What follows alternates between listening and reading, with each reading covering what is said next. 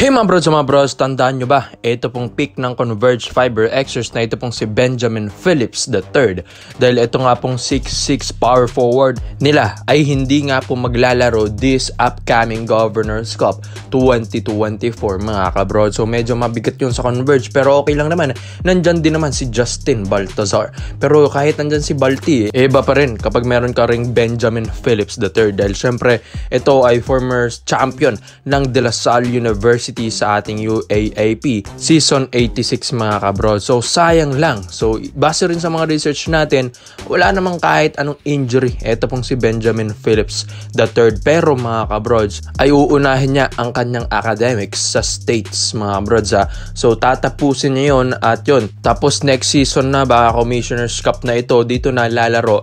Ito pong si Benjamin Phillips sa darating na Pasko. So mga kabrods, medyo nakakapagtaka lang. Siyempre, alam natin kung gaano ka-importante ang academics sa mga players na ito. Maski nga mga veterans, talagang gusto pa rin nilang mag-aral para makapagtapos mga kabrods. Pero itong si Phillips mga kabrods, alam natin na La Salle, akala rin natin tapos na ang kanyang academics sa La Salle. Kala ko graduate na rin ito mga kabrods, pero hindi pala.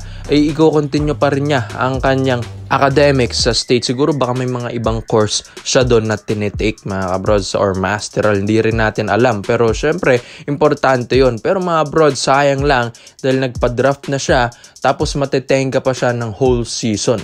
At dito nga nagtataka na yung mga ibang fans. Sabi nga nila, sa tagal sigurong mawawalan na Benjamin Phillips, siguro nga baka biglang legawan ito ng ibang kuponan. Like ito pong SMC Group, dahil base rin sa mga comments dyan, dun sa mga posted na ito pong si Phillips ay hindi maglalaro, ay baka daw ship to SMC Group itong mga brods, baka papunta ito ng SMB. Lalong-lalo na kailangan daw ng wingman ng SMB ngayon mga brods. Yun nga, balak rin kasi ng SMB ay i-trade ito pong si The Muscle Man, Vic Manuel. Kaya ito pong si Phillips, baka nga ito ay papunta ng SMB at habang nasa States ito, baka bigla itong kontakin mga kabrods at bigyan ng magandang offer under the table ng SMB. Kung babasihan nyo rin naman sa skill set ni Benjamin Phillips, okay rin naman. Meron din itong tira sa labas, may tres mga broads at isa pa dito meron din itong footwork sa ilalim. Mataas din tumalon, athletic din kahit papano mga kabroads. Yun nga, ang maganda sa niya yung shooting.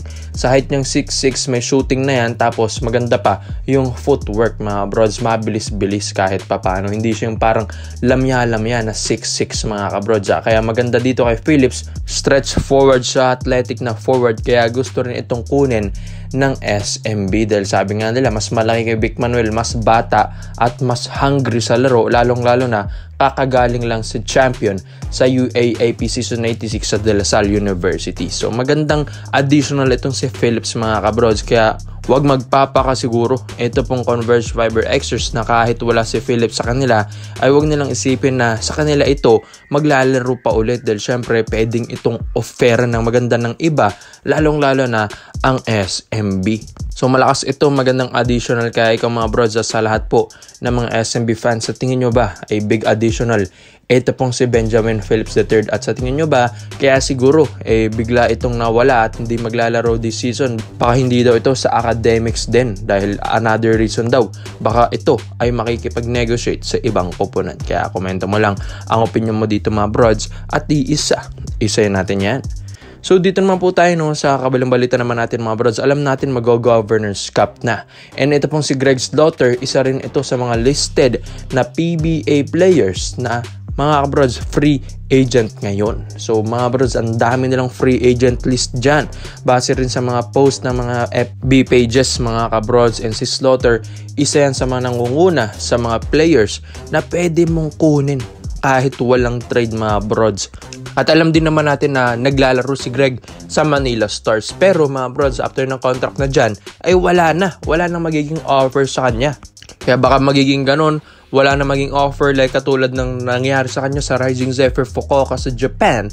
Kaya bigla itong napauwi na Pilipinas mga brods, tapos naglaro sa Manila Stars sa MPBL. At eto na nga mga brods, balita rin na ito pong si Greg nakukulangan daw kahit papano dahil hindi daw masyadong pasok sa sistema. Ito pong si Greg sa Manila Stars dahil ang kanilang playstyle ay mabilis mga brods, pero si Greg ay medyo napapabagal niya ito pong playstyle ng Manila Stars. Kaya mga brods, kapag ito ay hindi na na-offeran dyan, ay pwede itong bumalik sa PBA. At isa nga ang Barangay Ginebra San Miguel mga brods sa pwedeng balikan ni Greg Slaughter, Greg Zila mga brods. At ito pong si Coach Tim Cone napapaisip dahil si Justin Brownlee paparating sa kanila, pero hindi naman big man. Tapos si Isaac Go napalitan ni C-Stand na mas alam natin na mas matigas si C-Stand sa ilalim kaysa kay Isaac Go. Tapos si Japet medyo may edad na rin mga brods kahit naglaro yan sa Olympics. Kaya after nun, wala na mga brods, wala na masyadong reliable na bigs. Ito pong Barangay Ginebra San Miguel dahil si Brownlee di rin naman big man yun, ang kanilang import mga kabrods. Kaya ito yung napapaisip, ito pong Barangay Ginebra.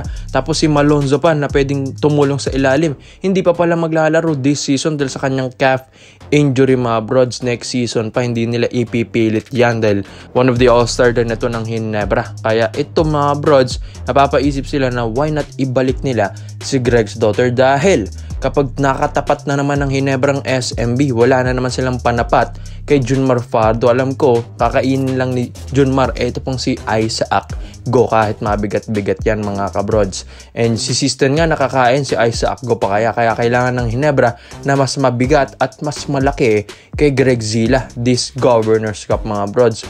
And yun nga, ilang tulog na lang dahil August na, kailangan din maganda ng Ginebra dito. Kaya itong si Greg Zila mga kabrods, pwede nila itong kunin dahil syempre panapat kay Junmar. And yun nga, mahihirapan si Junmar Fajardo dito mga brods dahil di hamak na mas malaki si Greg at mas mabigat kay The Kraken Junmar Fajardo. Kahit alam natin na mabagal ito pong si Greg Slaughter, kahit sa depensa lang asahan mo ito mga brods, kahit mailang lang si Junmar Fajardo, mataasan mo lang ito ng kamay, alam ko mahihirapan na rin ito. Kaya ito ay malaki ang presensya talaga ng 7-footer sa ilalim mga brods. Kaya maiilang ang offensive players sa'yo. Kaya mga brods, napapaisip na rin si Coach Tim Cone. At isa pa dito, si Greg ay galing na rin ng Ginebra. Mga brods, alam na rin niya yung sistema dyan ni Coach Tim. Ilang kampyonato na rin ang naibigay at naiambag ni Greg Slaughter sa Ginebra. Syempre, chemistry pa lang, mayroon na. Kaya mga brods, tapos ito pong si Boss Al. Alam natin na nakaalitan dyan ni Greg Slaughter. Siguro nga nakakalipas na yun mga brods. Tapos na yun business as business na ngayon. Kung gusto mo ng win-win situation sa iyong business, syempre kahit may alitan pa kayo, basta magbe-benefit sa iyong kuponan, syempre mga bros, papayag at papayag pa rin yan. And yun nga, si Scottie Thompson na talagang matagal na naging partner ni Greg as a point guard, maglalaro na rin mga bros at gumagaling na rin yung back injury ni Scottie. Kaya ikaw mga brods, Greg Slaughter to Ginebra at babalik mga brods, sa tingin nyo ay pwede pa ba? At makakatulong pa ba dun si Greg Zila? Komento mo lang opinion mo dito mga brods at isa natin yan. Salamat po sa panonood mga brods. This is our rated highlight. Yun lang. I'm out.